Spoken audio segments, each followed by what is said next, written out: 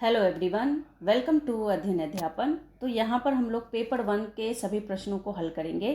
फिलहाल हम लोग सीडीपी के क्वेश्चन को सॉल्व करते हैं। बुकलेट कोड अगर देखें तो ए है, तो जिनका भी ए है वो देख लें, और अगर अदर कोड है तो आप यहाँ पर क्वेश्चन से आंसर को मैच कर सकते हैं। और अगर किसी प्रश्न पर अगर आपको दिक्कत हो, लगे कि आंसर गलत है, तो आप कॉमेंट में लिख सकते हैं, तो उसका रिप्लाई आपको ज़रूर दिया जाएगा। तो चलिए यहाँ पर हम लोग सीडीपी के क्वेश्चन को पहले सॉल्व करते हैं, और यहाँ पर आप लोग अपने आंसर अच्छे से मैच कीजिए, देखिए कि कितने प्रश्न आपके सही हो रहे हैं। तो यहाँ पर सबसे पहले हम बात करेंगे पहले प्रश्न की। तो पहला प्रश्न पूछा है कि which of the following would support continuous and comprehensive evaluation, कि निम्नलिखित में से कौन सा निरंतर और व्यापक मूल्यांकन का समर्थन करेगा। तो यहाँ पर अगर हम डायरेक्ट आंसर की बात करें कि कौन सा आंसर यहाँ पर सही होना चाहिए, तो इस हिसाब से आपका ऑप्शन यहाँ पर होगा ऑप्शन 2 होगा। ऑप्शन 2 क्या है? Growth and learning progress portfolio, यानी वृद्धि और अधिगम प्रगति पोर्टफोलियो। यहाँ पर सेकंड ऑप्शन जो है आपका सही होगा। इसके बाद नेक्स्ट क्वेश्चन देखिए। नेक्स्ट क्वेश्चन आपका अभिकथन से दिया गया है कि शिक्षकों को बच्चों के साथ काम करते समय लगातार अपने स्वयं के दृष्टिकोण और पूर्वाग्रहों की जांच करनी चाहिए, और कारण दिया है कि समस्या समाधान की प्रक्रिया कार्यात्मक स्थिरता से बाधित है। तो ऐसे में अगर हम ऑप्शन को देखें तो सही विकल्प कौन सा होना चाहिए यहाँ पर? तो सही विकल्प जो है यहाँ पर सेकंड ऑप्शन होगा। ए और आर दोनों सही है, लेकिन ए आर की सही व्याख्या नहीं करता, तो सेकंड ऑप्शन यहाँ पर सही होगा। आगे बढ़ते हैं। क्वेश्चन नंबर 3 देखिए कि गणित में खराब अंकों के बारे में बात करते हुए अभी कहता है, मुझे अंकों की समझ नहीं है। अभी अपने प्रदर्शन का कारण किसको ठहरा रहा है? तो यहाँ पर अगर बात करें तो यहाँ पर ऑप्शन जो है 4 यहाँ पर सही होगा। अगर इस कथन के अनुसार देखें तो ये ऑप्शन 4 यहाँ पर सही होगा। इसके बाद नेक्स्ट क्वेश्चन देखिए, क्वेश्चन नंबर 4। क्वेश्चन नंबर 4 में कह रहा है कि लेब वाइगोत्स्की के सिद्धांत के अनुसार छात्रों के सीखने के अनुभव को बेहतर बनाने के लिए निम्नलिखित में से कौन सा एक आनुवांशिक दृष्टिकोण है? तो यहाँ पर अगर फोर्थ का आंसर देखें तो सेकंड ऑप्शन जो है वही सही होगा। छात्रों के वर्तमान स्तर पर आधारित उनको उचित समर्थन और मार्गदर्शन के साथ काम प्रदान करना। तो सेकंड ऑप्शन के साथ जाएंगे, जो कि बिल्कुल करेक्ट है। इसके बाद नेक्स्ट क्वेश्चन देखिए, निम्नलिखित में से कौन सा कथन प्रगतिशील शिक्षा में शिक्षक की भूमिका का सबसे अच्छा वर्णन करता है? तो इस हिसाब से अगर यहाँ पर हम लोग ऑप्शन को देखें 5वें क्वेश्चन का, तो सेकंड ऑप्शन है, शिक्षक एक सुविधा प्रदाता के रूप में कार्य करते हैं। क्वेश्चन नंबर 6 देखिए, हावर्ड गार्डनर से प्रश्न पूछा गया था कि हावर्ड गार्डनर की दी गई बुद्धि की अवधारणा का निहितार्थ है कि। तो यहाँ पर छठे का आंसर होगा ऑप्शन 2, अलग अलग आयामों में लोगों की अलग अलग योग्यताएं होती है। तो ये ऑप्शन सही हो जाएगा। इसके बाद 7th क्वेश्चन को देखिए।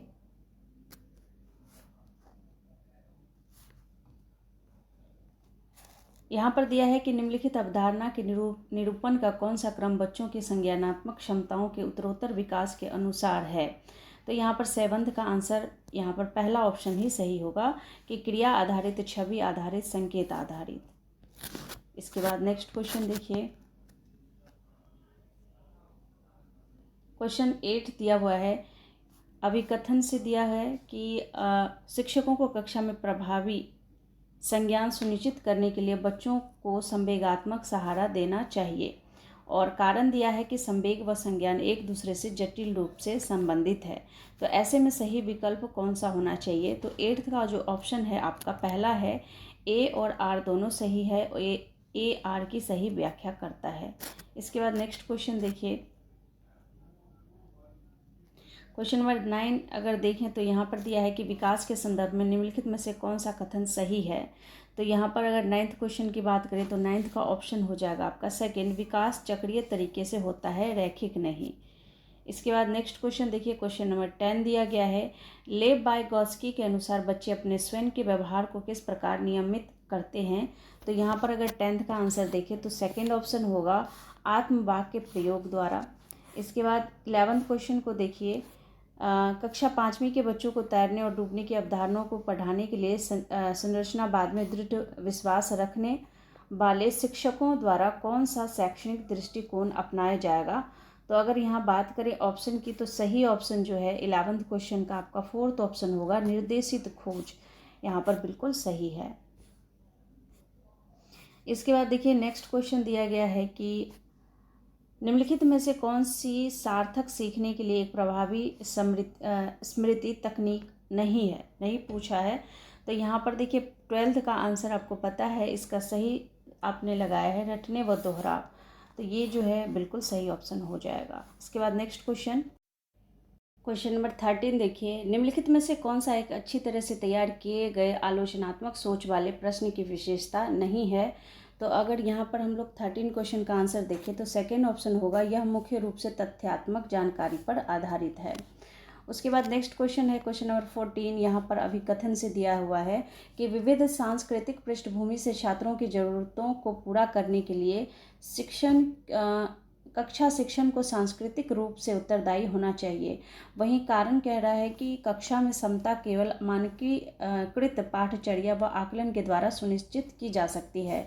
तो ऐसे में अगर बात करें तो 14 का ऑप्शन हो जाएगा 3 ए सही है, लेकिन आर गलत है।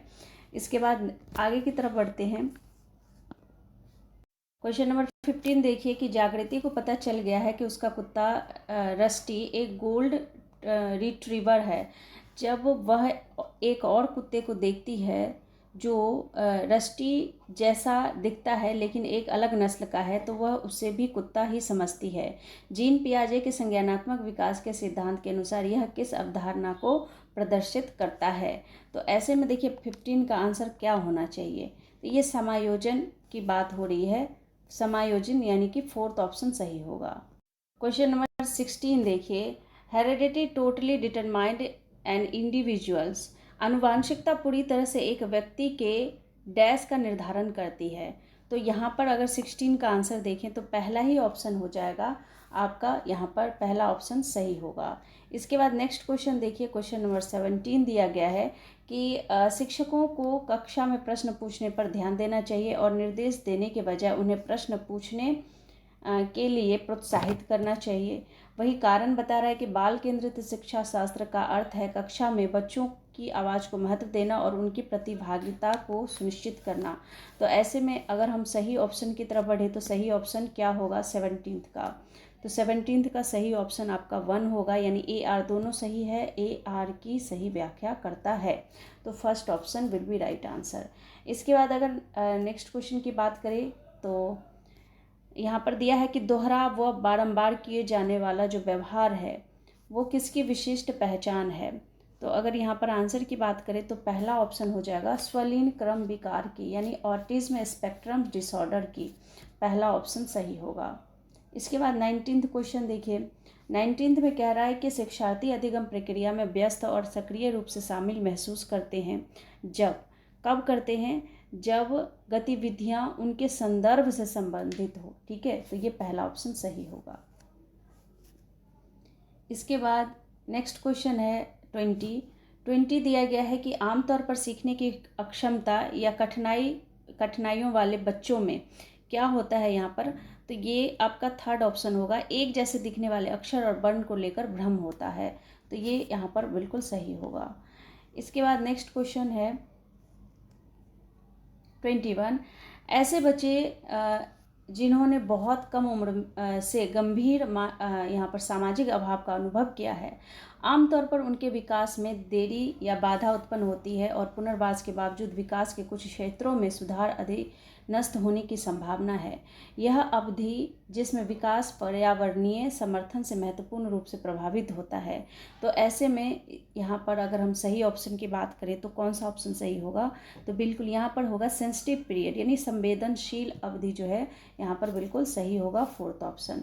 इसके बाद 22 की बात करें तो यहाँ पर विभिन्न जेंडर के व्यवहार के बारे में पूर्व कल्पित सामान्यकरण क्या कहलाते हैं। तो यहाँ पर अगर बात करें 22 की तो 22 का आंसर हो जाएगा आपका क्या, पहला फर्स्ट ऑप्शन जो है यहाँ पर बिल्कुल सही हो जाएगा, यानी कि जेंडर रूढ़िवादिता जो है वो यहाँ पर बिल्कुल सही है। तो अभी तक आप लोगों को पता चल गया होगा, जो भी आंसर यहाँ पर बताया जा रहा है सही है। तो आप और भी वीडियो देख सकते हैं। एक समावेशी कक्षा में यहाँ पर समावेशी कक्षा से आपके फर्स्ट शिफ्ट में भी क्वेश्चन पूछा गया था, तो ये सब कॉमन ही क्वेश्चन है। 23 की बात करूँ तो सेकेंड ऑप्शन सही होगा कि सभी बच्चों की कक्षा की गतिविधियों तक पहुँच और वे कक्षा की क्रिया में शामिल, तो ये आपका सही हो जाएगा। इसके बाद हम नेक्स्ट क्वेश्चन की बात करें, क्वेश्चन नंबर 24। यहाँ पर पूछा गया है कि जो आलोचनात्मक सोच वाले प्रश्न पूछने का प्राथमिक उद्देश्य है वो क्या है। तो ऐसे में अगर हम इसका आंसर देखें तो ऑप्शन 3 होगा, यानी कि उच्च स्तरीय सोच और समस्या समाधान कौशल को बढ़ावा देना। इसके बाद अगर हम 25 क्वेश्चन की बात करें तो सामाजिक रचनावादियों के अनुसार अधिगम की प्रक्रिया के बारे में निम्नलिखित में से कौन सा कथन सही है। तो यहाँ पर अगर हम 25 की बात करें तो बिल्कुल फोर्थ ऑप्शन के साथ जाएंगे कि अधिगम अर्थ निर्माण की एक सामाजिक प्रक्रिया है। इसके बाद 26 क्वेश्चन की बात करें तो यहाँ पर अभी कथन दिया गया है कि जबकि कुछ बच्चे 12 महीने की उम्र में बड़बड़ाना और 2 शब्दों का वाक्य बोलना शुरू कर देते हैं, अन्य 20 महीने की उम्र तक ऐसा नहीं करते हैं। कारण बताया गया है कि विकासात्मक प्रतिमान केवल सांकेतिक है और व्यक्तिगत बच्चों का विकास काफ़ी भिन्न हो सकता है। तो ऐसे में ऑप्शन क्या होना चाहिए। तो इसका ऑप्शन अगर देखें 26 का, तो पहला ही ऑप्शन क्या होगा कि ये दोनों सही हैं, ये जो कथन और कारण बताए गए सही हैं और ये व्याख्या भी सही करते हैं। इसके बाद अगर नेक्स्ट क्वेश्चन की बात करें 27 की, तो यहाँ पर बच्चों की लंबाई से संबंधित प्रश्न पूछा गया है कि बच्चों की लंबाई और वजन में वृद्धि किसका उदाहरण है। तो ये तो आप लोगों के लिए बहुत ही ईजी क्वेश्चन हो गया। तो 27 का 1 क्या हो जाएगा, मात्रात्मक परिवर्तन यानी क्वांटिटेटिव चेंज जो है यहाँ पर बिल्कुल सही होगा। इसके बाद अगर हम बात करें 28 क्वेश्चन की, तो यहाँ पर हेंज से संबंधित प्रश्न पूछा गया था कि हेंज की दुविधा को पेश किए जाने पर अरुणिमा तर्क देती है, कानून इन परिस्थितियों के लिए स्थापित नहीं किया गया था। इस स्थिति में दवा लेना वास्तव में सही नहीं है, लेकिन यह उचित है।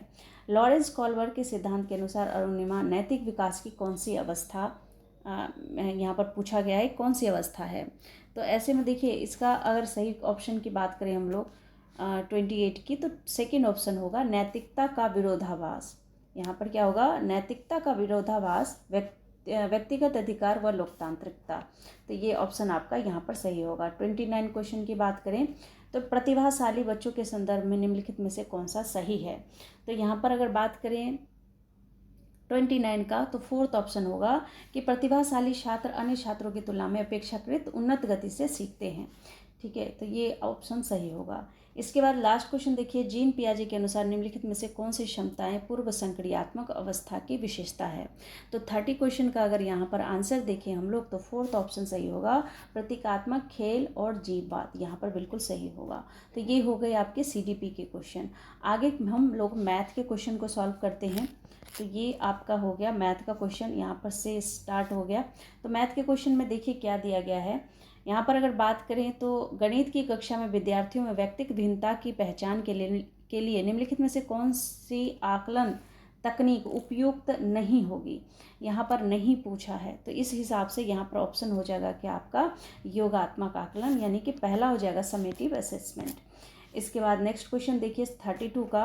32 में पूछा जा रहा है कि which of the following resources is best suited to explain the concept of decimal, यानी कि निम्नलिखित में से कौन सा संसाधन जो है वो दशमलव की अवधारणा को समझाने के लिए सबसे उचित पूछा है, यहाँ पर सबसे उचित है।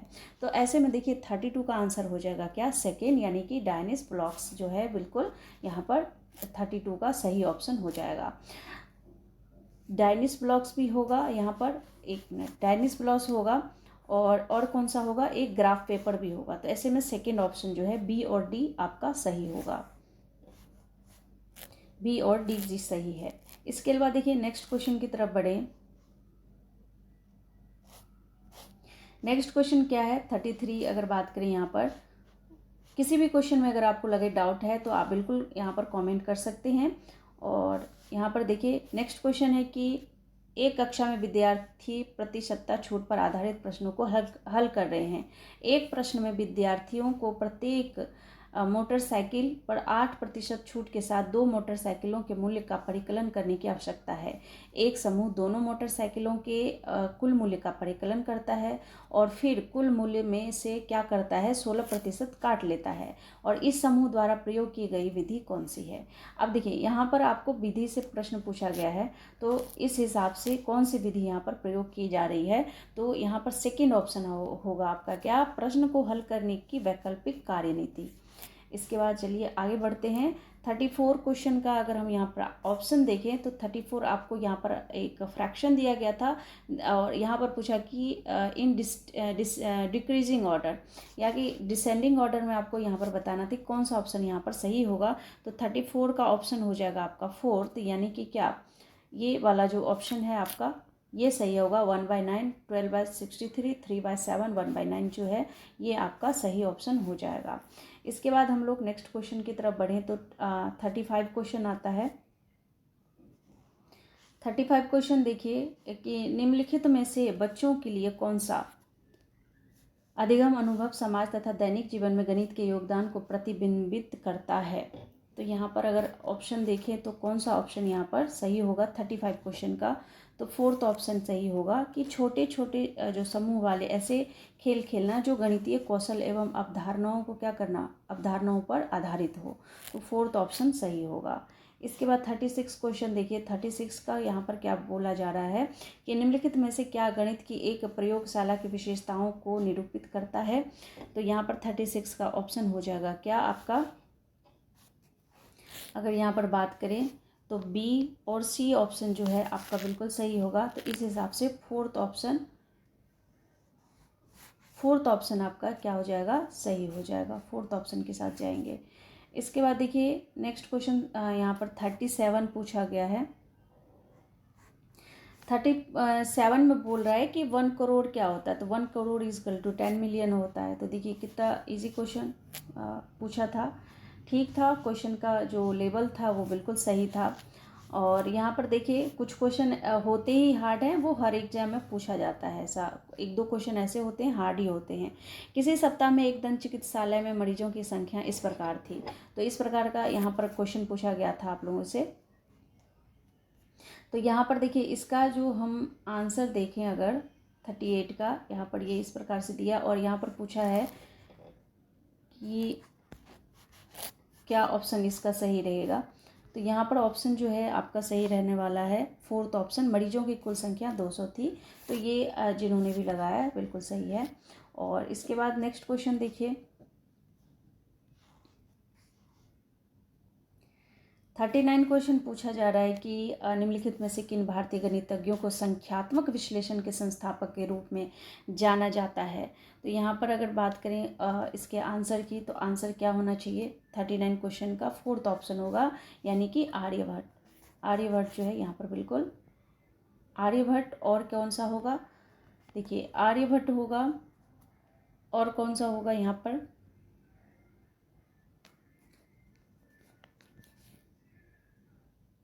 और रामानुजन होगा। तो पहला और 4th ऑप्शन जो है वो सही है। इस हिसाब से 4th जो आपका यहाँ पर ऑप्शन है वो सही हो जाएगा। इसके बाद देखिए 40 क्वेश्चन दिया है कि एक अंडे का द्रव्यमान लगभग 65 ग्राम है, तो 2 दर्जन अंडे का द्रव्यमान कितना होगा। तो ऐसे में देखिए 40 का आंसर होगा पहला, यानी कि 1.56 kg। अब इसके बाद नेक्स्ट क्वेश्चन 41 की तरफ अगर हम बढ़े तो सौम्या ने 13/1/1992 को नौकरी करना आरंभ किया और 31/3/2023 को उसने सेवानिवृत्त ले ली। उसकी नौकरी की अवधि थी। तो ऐसे में अवधि आपको यहाँ पर बताना था कि कितनी अवधि थी। तो यहाँ पर ऑप्शन हो जाएगा 4 क्या हो जाएगा, 31 वर्ष 2 मास और 18 दिन। तो ये 4th ऑप्शन यहाँ पर बिल्कुल सही होगा। इसके बाद 42 क्वेश्चन की बात करें तो यहाँ पर पूछा कि एक त्रिभुज के 2 कोण 50 और 30 है, तब त्रिभुज का तीसरा कोण कितना होगा। तो कितना होगा त्रिभुज का तीसरा कोण, तो 42 का आंसर होगा क्या 100, क्योंकि 180 होता है, त्रिभुज के तीनों कोणों का योग 180 होता है। तो 5 3 8 80 ये हो गए, तो बचे कितने 100, तो 100 यहाँ पर बिल्कुल सही होगा। इसके बाद देखिए 43 का जो आंसर होगा वो क्या होगा। 43 में देखेंगे बुनियादी स्तर के लिए राष्ट्रीय पाठ्यचर्या रूपरेखा यानी कि NCF 2022 ने अमूर्त गणितीय अवधारणाओं के शिक्षण के समय निम्नलिखित घटकों के महत्व पर प्रकाश डाला है।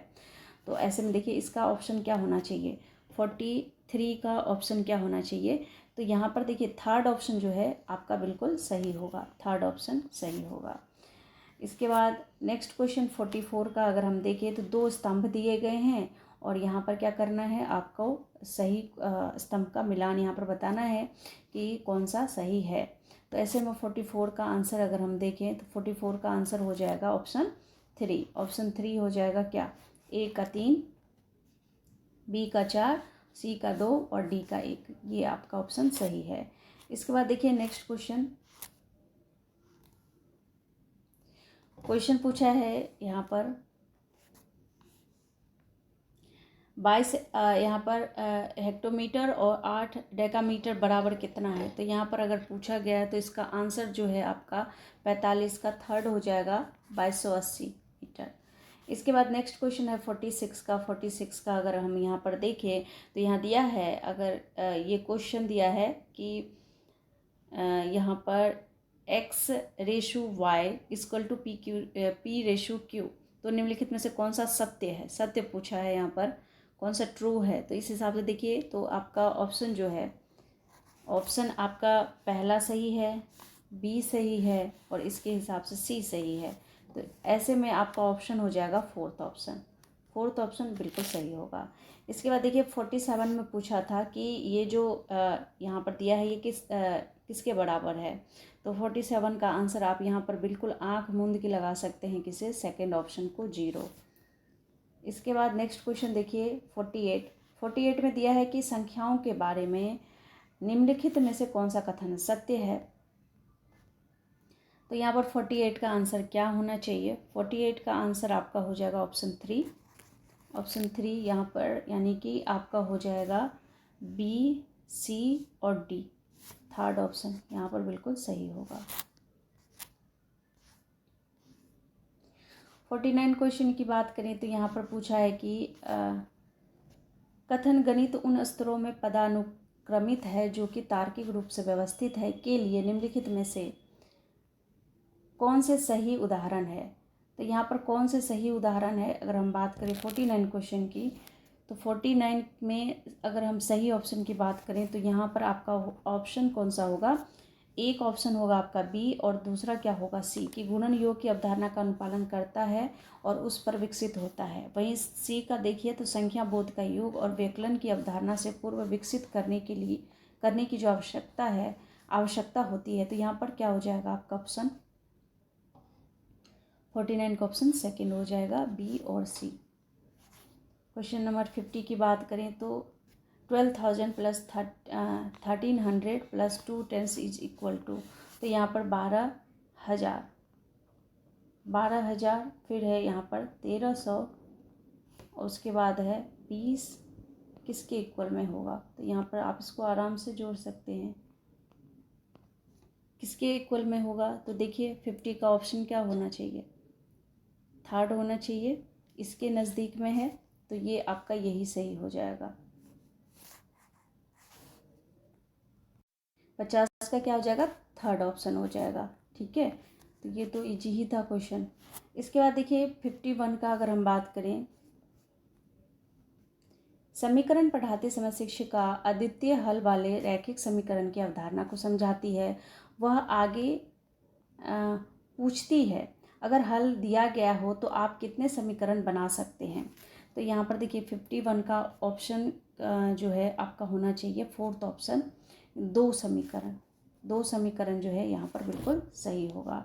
इसके बाद देखिए नेक्स्ट क्वेश्चन की बात करें, नेक्स्ट क्वेश्चन दिया गया है क्या कि कक्षा 2 के अधिगमकर्ताओं के लिए आधारभूत संक्रियाओं में अभिकलन के लिए निम्नलिखित में से कौन सा सही है। तो यहाँ पर अगर बात करें 52 का, तो 52 में बिल्कुल आप यहाँ पर जो ऑप्शन है वो ए और बी जो है, यहाँ पर ऑप्शन बिल्कुल सही है, ए और बी। तो इस हिसाब से फोर्थ ऑप्शन ही सही होगा। इसके बाद 53 क्वेश्चन की तरफ बढ़ें। 53 क्वेश्चन में कह रहा है कि गणित की एक शिक्षिका कक्षा में विवृत एवं समृद्ध वक्र की अवधारणा पर चर्चा करती है। विद्यार्थियों की बेहतर समझ के के लिए यहाँ पर वह 4 बिंदुओं के साथ एक उदाहरण देती है। अगर वक्र विवृत है तब 4 बिंदुओं की स्थिति क्या होगी। तो यहाँ पर देखिए इसका ऑप्शन हो जाएगा आपका क्या, फोर्थ हो जाएगा कि उनमें से 3 असरेखी होनी चाहिए। इसके बाद देखिए नेक्स्ट क्वेश्चन है 54 में पूछा जा रहा है कि मुख्य उपागम जिसकी सलाह राष्ट्रीय पाठ्यचर्या रूपरेखा 2005 में गणित के शिक्षण अधिगम को लेकर की गई है वह है।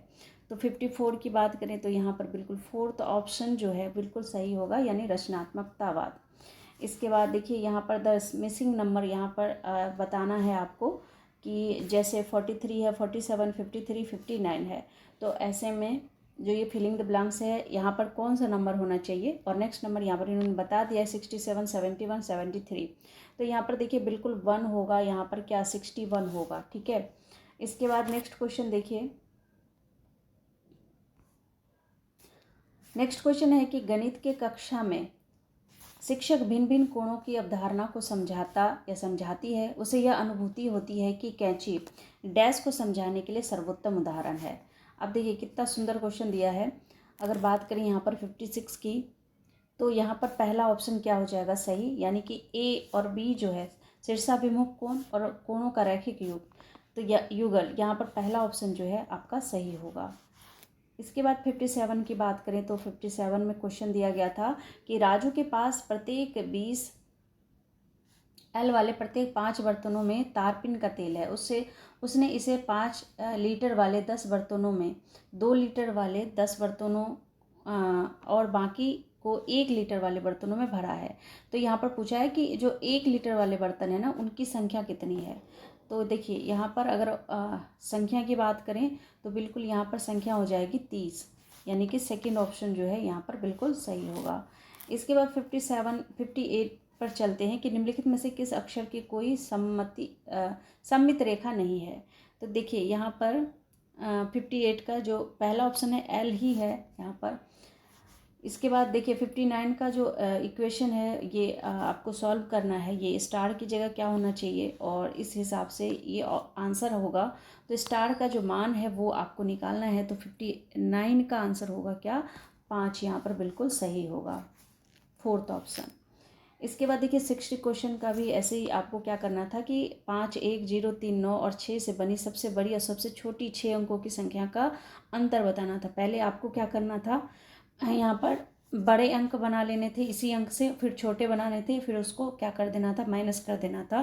तो यहाँ पर 60 का आंसर हो जाएगा आपका ऑप्शन ए। अगर आप इसको सॉल्व करेंगे तो ये हो जाएगा। सॉल्यूशन हम नेक्स्ट वीडियो में अच्छे से करेंगे। अब हमारा आगे क्या, पर्यावरण अध्ययन। तो पर्यावरण अध्ययन को हम सॉल्व कर लेते हैं। तो पर्यावरण अध्ययन के क्वेश्चन को आप इस प्रकार से देख सकते हैं आप देखिए कि आपके कितने सही हुए हैं। पहले क्वेश्चन को देखते हैं। प्राथमिक स्तर पर ईवीएस को एकीकृत दृष्टिकोण में संचालित करने की सिफारिश की जाती है और सबसे उपयुक्त कारण है। यहाँ पर सबसे उपयुक्त कारण क्या है, बिल्कुल ऑप्शन यहाँ पर आएगा क्या ए और बी।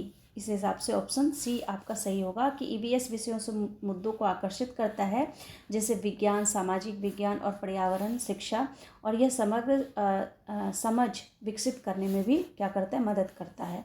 इसके बाद देखिए नेक्स्ट क्वेश्चन 62 की बात करें तो एक ईवीएस शिक्षक के रूप में आप चाहते हैं कि आपके विद्यार्थी वयस्कों के आसपास अपनी सुरक्षा के बारे में क्या करें, जागरूक हो, और ताकि वे यौन उत्पीड़न का शिकार ना हो। आपको कौन सा कदम सबसे उपयुक्त लगता है।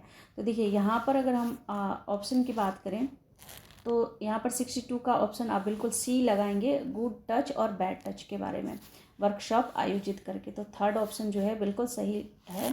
और इसके बाद 63 क्वेश्चन देखिए कि रोशनी एक ईवीएस शिक्षिका ने सरसों, हरा चना, बंगाल चना, मिर्च के प्रत्येक 20 बीजों में से कितने बीज अंकुरित हुए हैं के लिए एक डाटा चार्ट प्रदर्शित किया है। उन्होंने उनसे यह समझाने के लिए कहा कि विभिन्न बीजों की अंकुरण दर में भिन्नता क्यों होती है, तो वह कौन से कौशल का आकलन करना चाहती है। तो ऐसे में इसका ऑप्शन को क्या होना चाहिए, ऑप्शन जो है आपका सी होगा, निष्कर्ष निकालना। थर्ड ऑप्शन सही होगा। क्वेश्चन नंबर 64 देखिए कि तेलंगाना के सापेक्ष गुजरात और बिहार की क्रमशः स्थितियां क्या है। इस तरह के प्रश्न तो हर बार सीटेट पूछता है। तो फोर्थ ऑप्शन की बात करेंगे हम लोग, उत्तर पश्चिम उत्तर पूर्व। इसके बाद देखिए 65 क्वेश्चन के छात्रों में ईवीएस में प्रक्रिया कौशल का आकलन करने के लिए आकलन के उपयुक्त उपकरणों की अधिकतम संख्या यहाँ पर पूछा गया कि चयन करें। तो यहाँ पर अगर बात करें 65 क्वेश्चन की, तो पहला ऑप्शन है शिक्षक डायरी, दूसरा है परियोजना कार्ड, तीसरा है चित्र बनाना, चौथा क्या है चित्र पठन।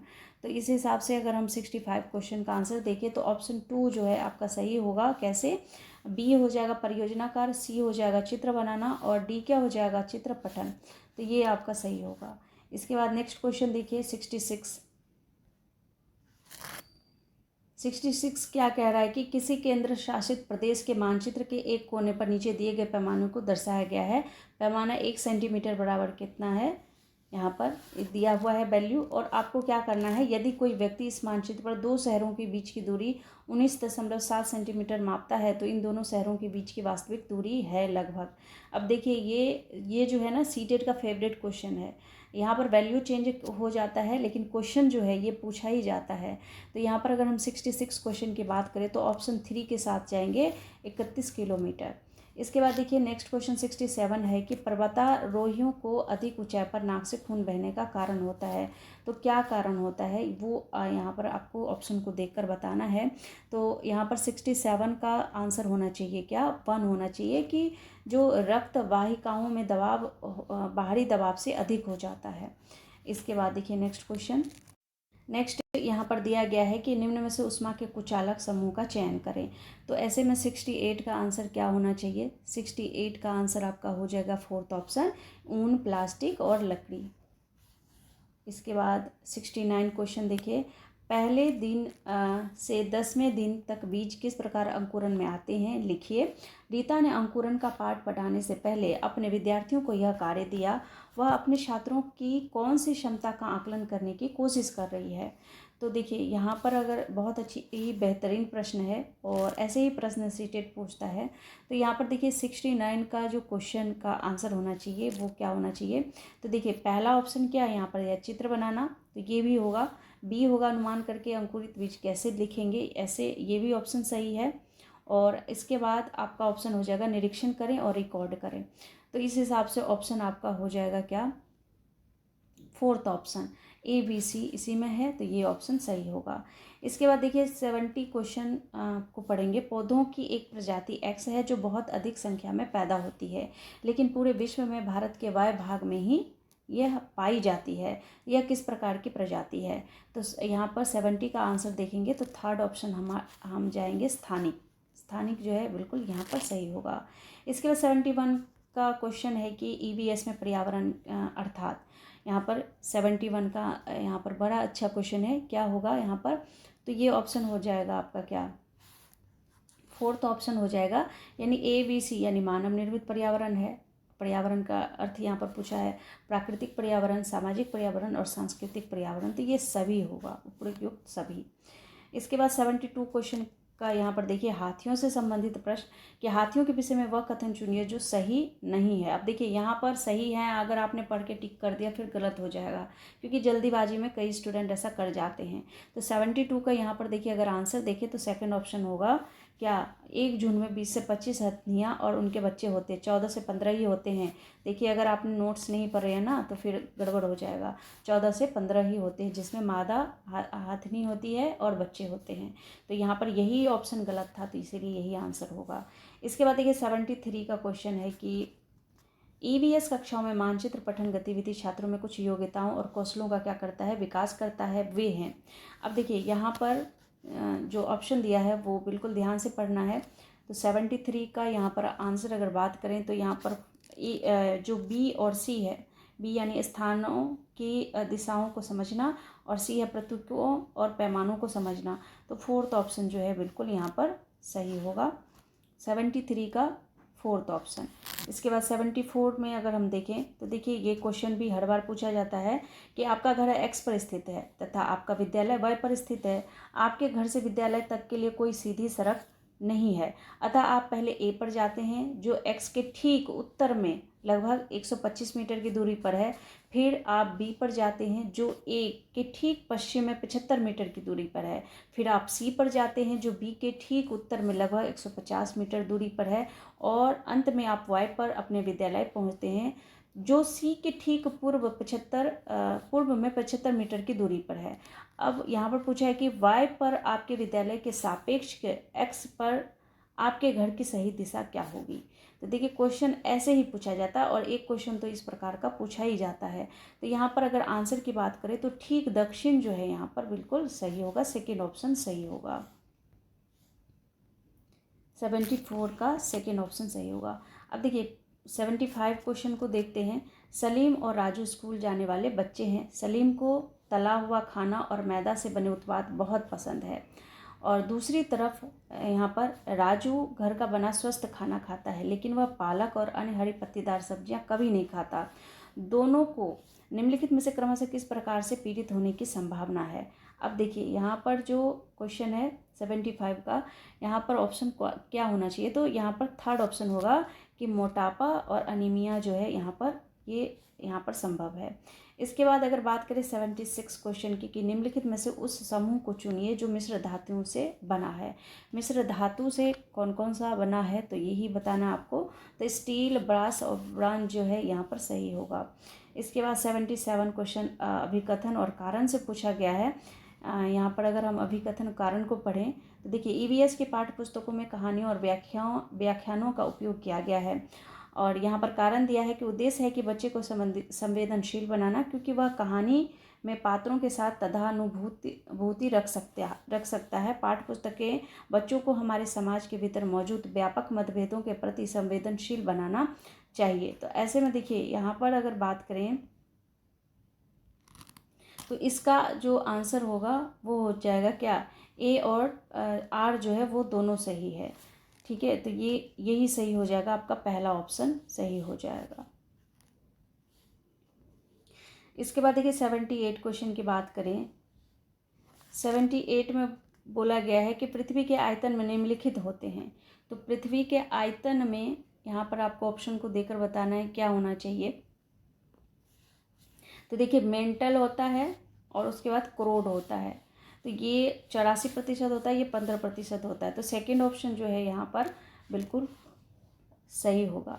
इसके बाद नेक्स्ट क्वेश्चन देखिए 79 अभिकथन दिया है कि अलबरूनी एवं इब्न बतूता जैसे यात्रियों ने भारत से विभिन्न देशों की यात्रा की। यात्राओं से लोगों को एक दूसरे के विचारों को जानने का अवसर मिलता है। तो ऐसे में देखिए इसका ऑप्शन क्या होना चाहिए, 79 का आंसर क्या होना चाहिए। तो बिल्कुल यहाँ पर हम जाएंगे फोर्थ, ए गलत है किंतु आर सही है। इसके बाद नेक्स्ट क्वेश्चन देखिए 80 क्वेश्चन। एक ईवीएस शिक्षिका अपने छात्रों से कल्पना करने और उत्तर देने के लिए कहती है, क्या होता है अगर पृथ्वी से सभी पक्षियों को एक साथ मार दिया जाता। तो ऐसे प्रश्न किस प्रकार के प्रश्न है। तो 80 का आंसर आपको बताना है क्या होना चाहिए। तो पहला ऑप्शन जो है ये अभिसारी प्रश्न है। इसके बाद नेक्स्ट क्वेश्चन देखिए 81 में पूछा कि एनसीईआरटी की 5वीं कक्षा की पाठ्य पुस्तक में झारखंड में रहने वाली सूर्यमणि की एक वास्तविक कहानी है और यहाँ पर यह भी बताया जा रहा है कि यह अध्याय आदिवासी जीवन और सूर्यमणि की भूमिका को दर्शाता है। छात्रों के लिए प्रासंगिक अध्याय द्वारा संबोधित सबसे महत्वपूर्ण पहलू का चयन करें। तो यहाँ पर आपको क्या करना है, क्या होना चाहिए इसका आंसर। तो अगर बात करें तो इसका आंसर हो जाएगा पहला, यहाँ पर ऑप्शन सही होगा, क्योंकि यहाँ पर देख सकते हैं आप लोग फुट में आंसर दिया है। तो ए, बी और सी ये 3 ऑप्शन जो है यहाँ पर सही होगा। तो ये आपका पहला ऑप्शन। इसके बाद 82 क्वेश्चन देखिए कि निम्नलिखित में से कौन सा पर्वतों की उत्पत्ति ज्वालामुखी से मानी जाती है। तो यहाँ पर 82 का ऑप्शन हो जाएगा क्या आपका, यहाँ पर है माउंट किलिमंजारो और फ्यूजियामा, ये दोनों जो है यहाँ पर सही होगा। तो बी फोर्थ ऑप्शन के साथ जाएंगे हम लोग। 82 का यहाँ पर फोर्थ ऑप्शन। और 83 क्वेश्चन को अगर हम देखें तो यहाँ पर भी अभिकथन और कारण है। तो नीचे दिए गए यहाँ पर ए और बी पर विचार कीजिए। तो दिया है कि कौवा पेड़ की बहुत नीची डाल पर घोंसला बनाता है और वीवर पक्षी 2 पत्तों को सिलकर अपना घोंसला बनाता है। तो सही कोड यहाँ पर आपको बताना है कि कौन सा होगा। तो यहाँ पर देखिए 83 का ऑप्शन जो है ना आपका सेकंड हो जाएगा कि ए और बी दोनों गलत है। तो यहाँ पर यही ऑप्शन सही होगा। इसके बाद देखिए नेक्स्ट क्वेश्चन 84 है कि अगर कोई तैरना नहीं भी जानता है तब भी मृत सागर में वह आसानी से तैर सकता है। और मृत सागर से के 1 लीटर पानी में 300 ग्राम नमक पाया जाता है। इसे सबसे अधिक नमक सांद्रित सागर बनाता है। तो ऐसे में इसका जो ऑप्शन और भी कथन और कारण दिया है, तो आपको क्या लगता है क्या सही होना चाहिए? तो बिल्कुल यहाँ पर पहला ऑप्शन सही होगा कि दोनों ए आर सही है, आर ए की व्याख्या करता है। तो पहला ही ऑप्शन क्या हो जाएगा? सही हो जाएगा।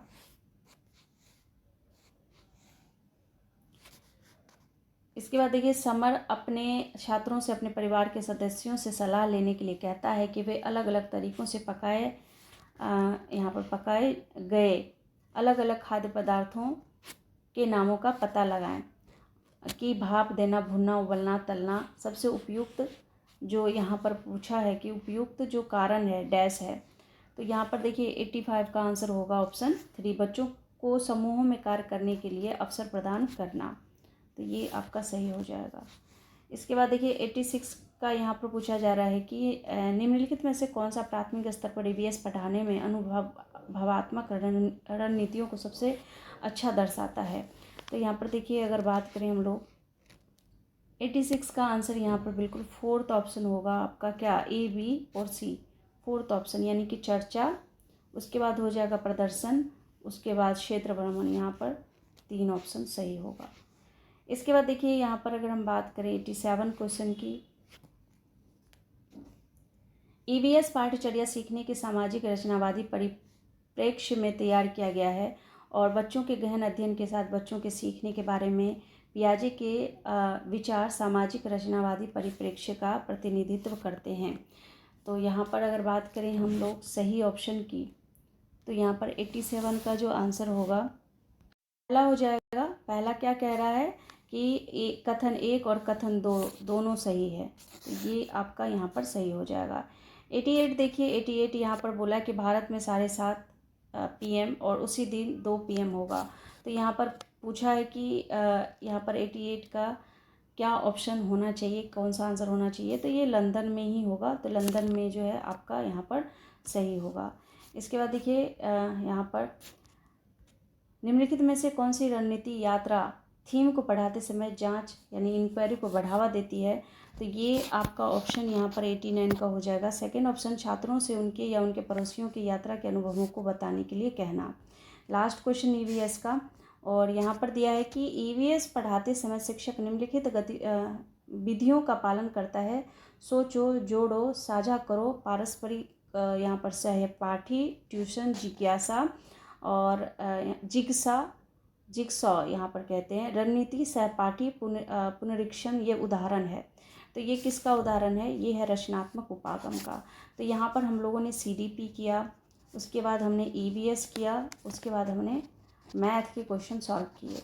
अब देखिए हम लोग ना नेक्स्ट वीडियो में बाकी के जो लैंग्वेज के क्वेश्चन है उसको सॉल्व करते हैं। तो ये अभी तक का था, जितना भी क्वेश्चन है आप लोग अपना नंबर लिख सकते हैं कमेंट सेक्शन में जाके कि आपके कितने मार्क्स बन रहे हैं। तो मिलती हूँ अगले वीडियो में, तब तक के लिए आप लोग अपना ख्याल रखिए। Thank you and thanks for watching.